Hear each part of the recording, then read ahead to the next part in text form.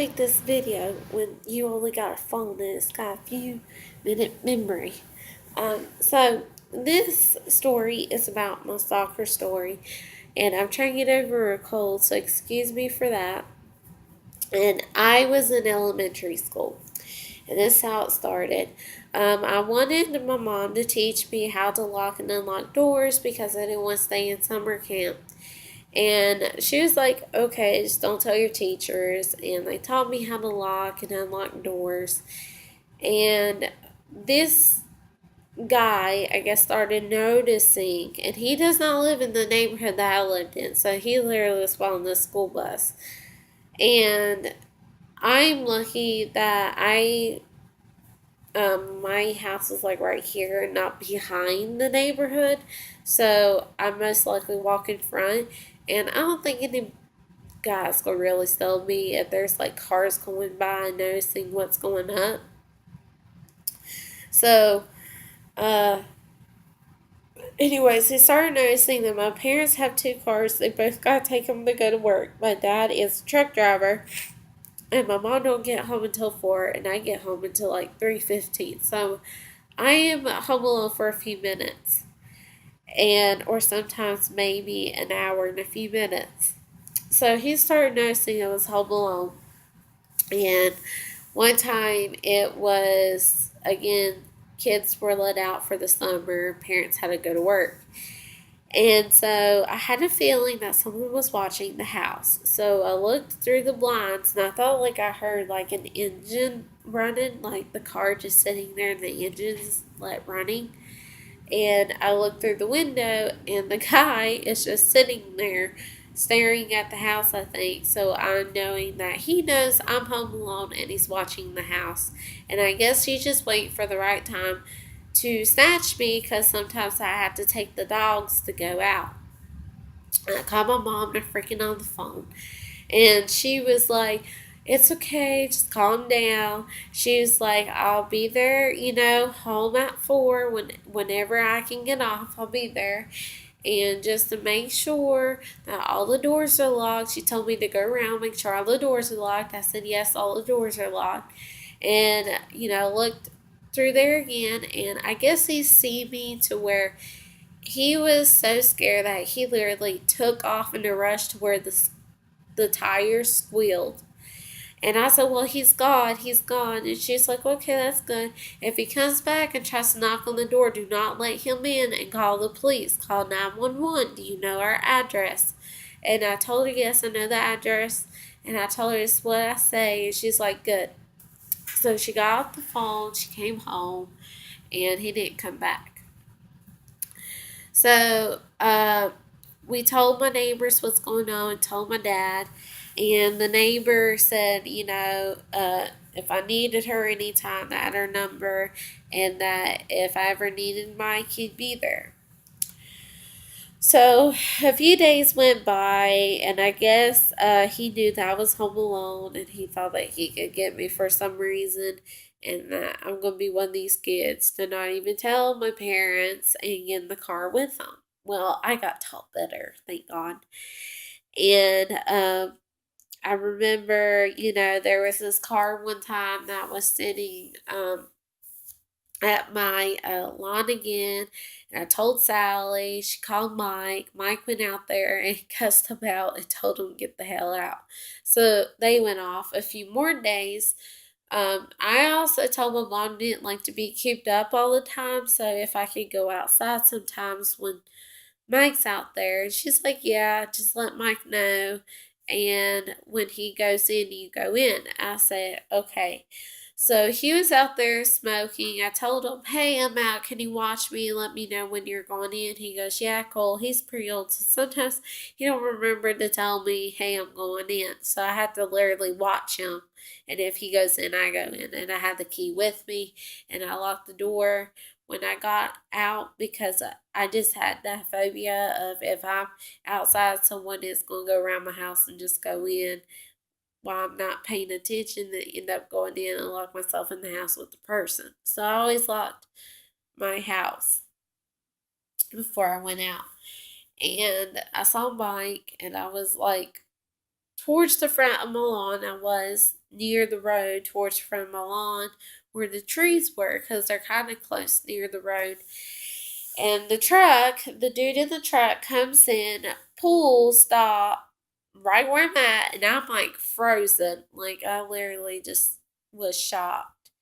And he rolls down the windows on the phone and looks like he's about to get off the phone and then ask me, or talk to me. But I knew better than that to where I literally like ran. I don't think if I screamed, but I literally ran to Mike, and of course he's gone. And Mike's like, "Oh, it's okay," and I was just letting him know. And he goes, "I'm watching," and he goes inside, and I go inside my house, and I called mom and told her what happened. And she's like, "Well, did you let Mike know?" And I said, "Yes, I let Mike know," and he said he's watching. She's like, "Okay, well, you'll be okay if, just call the police if it gets out of hand or anything." And I was like, okay. So school started, and I got off the bus, and I think I saw the truck, and I forgot my keys, and I forgot my phone. And I go to Mike's house, and I was like, "Can I come in? I think I saw the truck. I'm scared. I don't have my keys on my phone, so I have to use. Can I use your phone? Can I stay until my mom comes?" Or, and he was like, "Yeah, that's okay." Um, and or that I had the key and I saw the truck and I was scared and I had my phone. I had to call my mom anyways, and so I called and I was like, I saw the truck and I'm like, I see the truck going back and forth. I'm scared, mom. I'm scared, and they call the police. It's getting out of hand. Even I think she even called the police when I told her the whole story about the guy just rolling his window down. And they said they couldn't do nothing until I got the license plate. And so, uh, eventually, I had the shot, but I didn't take the shot. I came home. My dad was washing his truck, and I was just talking to him. Of course, the truck pulls in, and I'm like, "Oh my gosh, that's him, that's him." And my dad's just trying to make an excuse, trying to calm me down and say that's Becky's son. And I know that's not Becky's son because Becky's son has red hair. He has brown hair, and none of her sons have brown hair. And so, and I think he had a mustache. I don't know, but he had dark glasses, so I couldn't tell his face.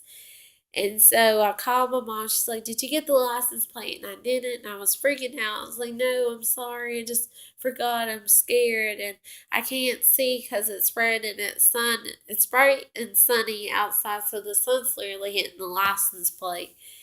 And she's like, "Oh, it's okay. It's okay. Next time that happens, just catch the license plate." And it's like, "Will do." So eventually he stops because he noticed that, um, my neighbor was watching me, my dad's watching me, my mom will take me to the bus, sit there until the bus comes and takes off, or that if kids and their mom comes, and then she'll take off and go to work. Well, you know, 3 years, and I'm in elementary school now, or high school, I think. And I start my best friend. I knew her brother, which ended up being my boyfriend, and he's in high school too. And he's one grade up than me, so I was a sophomore, and I was a freshman, and he was a sophomore. And you know, we went to Skate Land. No, wait, it wasn't. But I got off the bus. I was a freshman, and I seen the car, guys. The truck was back after I got off the bus. He was going slow, like really slow when he got to my house, and then he started taking off. And I'm thinking, "Oh my God, she's back." So I called my mom. I was like, "The dude is back, Mom. He is back." She's like, "Okay, well, calm down. I'll be there in a minute." Or, "I'll be there and we'll figure out something." So she calls my dad, and he doesn't really do nothing. And so my mom calls the police again, and of course they said the same thing, that only if you get the license plate they can really do something. And she was really mad. She's like, what the hell? Why are you not helping? This is my child, you know. Well, anyways, uh, all I remember from there was that they took us to Skateland and dropped me and my boyfriend off. And by the time she comes out of Skateland, the truck is right in front of her, and she takes a picture of his license plate. And I was like, good. And while the whole time we're in Skateland, they call the police, say that we got the license plate number. The police comes, my dad and the police figure out the license plate number because it's a little bit blurry. They figured it out. They go to the house where the dude lives, and that's not even his freaking truck. That is his grandpa's truck. He does not even live in our neighborhood. He lives probably like 10 to 15 minutes away from my neighborhood. And the police knock on the door, and they were like, it wasn't even, he doesn't even have a house of his own. He lives with his grandparents or his mom and dad. And they said, well, we got a license plate of your truck. um and he was like, well, I let my son or grandson borrow the truck. And he goes, well, did you know that your grandson is stalking a a little girl? And they go, no, I guess. And that if he ever stalks me again or comes around me, that they have the right to arrest him. And they said, I guess they said, okay, we'll let him know. I don't know what all went on there. I think that's what happened, because I'm pretty sure the police told my parents that they'll let him know, and that if he does it again, that they'll say, we can arrest him. And that I guess they called my parents back and told them that it wasn't even his car and all that, and they told me that. Well, actually, what happened was I figured it out, because I was like, I noticed that truck doesn't come anymore.